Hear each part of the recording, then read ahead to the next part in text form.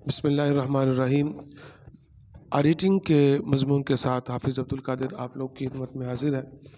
आज का हमारा टॉपिक है ऑब्जेक्टिव ऑफ ऑडिटिंग। ऑडिट का ऑब्जेक्टिव क्या होता है? To enable the auditor to express an opinion whether the financial statements are prepared in all material respects in accordance with an identified financial reporting framework। इसको हम तीन हिस्सों के अंदर तकसीम करते हैं ऑब्जेक्टिव्स को। एक प्राइमरी ऑब्जेक्टिव्स हैं, सेकेंडरी ऑब्जेक्टिव्स हैं और स्पेशल ऑब्जेक्टिव्स हैं। तीन हिस्सों के अंदर हमने इसको तकसीम किया। प्राइमरी ऑब्जेक्टिव्स के अंदर आपकी आ जाती है fairness of statements, prescribed laws, accounting policies, independent opinion. आइए वन बाय वन इनको डिस्कस करते हैं। फेयरनेस ऑफ स्टेटमेंट क्या मतलब है इसका? The purpose of auditing is to determine the fairness of statement. This financial statements can show true and fair view after auditing. उसके बाद आपका आ जाता है प्रेस्क्राइब्ड लॉज, यानी कि जितने भी लॉज प्रेस्क्राइब किए गए हैं उन तमाम को फॉलो किया जा रहा है या नहीं फॉलो किया जा रहा है, ये ऑडिट चेक करता है।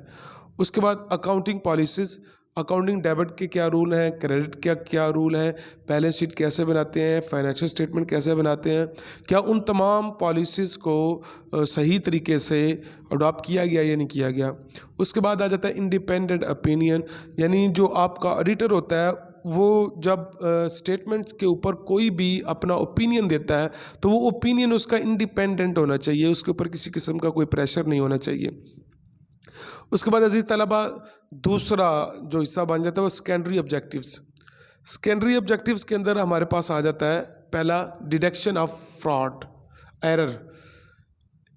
जो ऑडिटर होता है उसका ये काम होता है कि वो जितने भी एरर्स हैं उन तमाम को डिटेक्ट करे और डिटेक्ट करके वो बताएगा। एरर्स बाय मिस्टेक हो सकते हैं, गलती के साथ हो सकते हैं।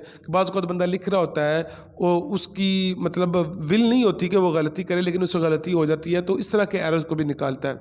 उसके बाद डिटेक्शन ऑफ फ्रॉड्स, जो एडिटर होता है उसका काम ये भी होता है कि वो ये भी देखता है कि जो जानबूझ के खराबियाँ की गई हैं अकाउंट्स के अंदर उन तमाम को भी डिटेक्ट करता है, तो उसको बोलते हैं डिटेक्शन ऑफ फ्रॉड्स।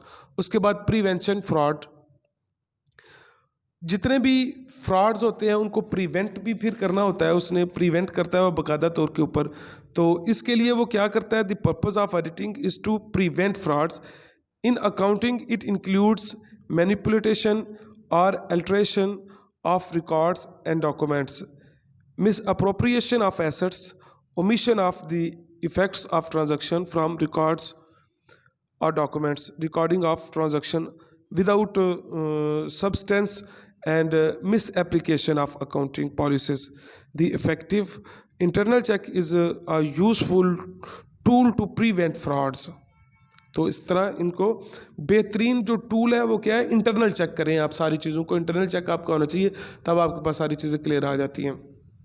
इसी तरह उसके पास बाद आपके पास आ जाता है स्पेशल ऑब्जेक्टिव। स्पेशल ऑब्जेक्टिव के अंदर मैनेजमेंट ऑडिट पहले आ जाती है। मैनेजमेंट के अंदर ये आता था कि असेस द परफॉर्मेंस को असेस करता है, रिव्यू द ऑर्गेनाइजेशनल स्ट्रक्चर, और उसके बाद सजेस्ट करता है best course of action. It is a voluntary audit and an auditor can go through management functions to check the policies। उसके बाद आ जाता है टैक्स ऑडिट। टैक्स ऑडिट के अंदर ऑडिटर का काम ये होता है कि वो डिटरमिन करता है इनकम को। जब इनकम को वो डिटरमिन कर लेता है तो उसके बाद फिर वो उसको पता चल जाता है कि एग्जैक्ट टैक्स कितना लगना था या कितना नहीं लगना था। अजीज तलबा उसके बाद आपके पास आ जाता है सोशल ऑडिट। सोशल ऑडिट के अंदर ये देखा जाता है कि social audit can examine the business performance for the society, कि सोसाइटी के लिए बिजनेस की परफॉर्मेंस क्या है, ये सारी चीज़ें इसके अंदर देखनी होती हैं उसने। ये स्पेशल ऑडिट है सारे के सारे। उसके बाद प्रोप्राइटी ऑडिट, इसके अंदर ये देखा जाता है कि प्रॉपर यूज़ ऑफ मनी हो रहा है या नहीं हो रहा, और उसके बाद there must be justification of spending every rupee for the benefit of business। ये सारी चीज़ें इसके अंदर देखी जाती हैं। उसके बाद आ जाता है कॉस्ट ऑडिट। कॉस्ट ऑडिट के अंदर इसका मकसद क्या होता है, to verify the correctness of cost accounts. उसके बाद आपके पास आ जाता है ऑपरेशंस। इसका मकसद क्या होता है? To prevent misuse of resources, it is a part of social audit. उसके बाद बिड ऑफर, इसके अंदर डिटरमिन करना होता है real value of business for bid offer, यानी कि the value of net tangible assets becomes the basis of sales. तो जो बिडर्स होता है वो ऑफर कर सकता है bid price on the basis of such prices. The audited accounts serve as a guideline to arrive at certain decision. उसके बाद आ जाता है परचेज कंसिडरेशन। इसका मकसद ये होता है कि to determine purchase price of a business. उसके बाद अजीज तलब आपके पास आ जाता है लोन। तो इसका मकसद ये होता है कि management can approach banks and other lenders, the bankers rely on audited accounts for supply of money, the audited accounts are legal requirements of loan facility. Admission, कोई नया पार्टनर आया है तो उसने कितने पैसे दिए हैं वो ये सारे कुछ चेक किया जाता है। बाज़ बिजनेस ऐसे होते हैं जिसके अंदर 1 बाय 1 लोग आते रहते हैं, तो उन तमाम चीज़ों को भी इसके अंदर चेक किया जाता है। उसके बाद प्रॉफिट्स, इसका मकसद ये होता है कि चेकिंग की जाए वेरिएशंस की प्रॉफिट के अंदर।